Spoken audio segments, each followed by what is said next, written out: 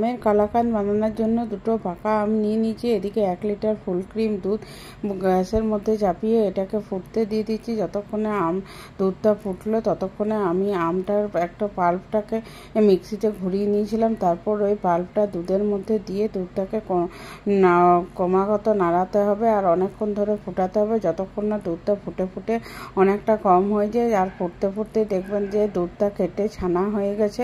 আর এর মধ্যে কিছুক্ষণ যখন দুধটা হাফ হয়ে যাবে তখন এর মধ্যে 6 চামচ আমি মিলিয়ে দিয়েছিলাম গুঁড়ো দুধ। তারপর গুঁড়ো দুধটা মেলানোর পরে আবারও কিছুক্ষণ চালানোর পর স্বাদ অনুসারে চিনি দিয়ে আরও 10 মিনিট চালিয়ে নিয়েছি। তারপর যখন একদম শুকনো হয়ে যাবে তখন এটাকে গ্যাসের ফ্লেম অফ করে নামিয়ে নিতে হবে। আর একটা প্লেটের মধ্যে একটু ঘি লাগিয়ে এই মিশ্রণটাকে দিয়ে এটাকে সেট হতে দিয়ে দিতে হবে। ওপর থেকে একটু পেস্তা কুচি ছড়িয়ে দিলে তৈরি হয়ে যাবে ম্যাঙ্গো কালাকাঁদ। 2 ঘন্টা পর এটাকে কেটে সার্ভ করে দিলেই তৈরি।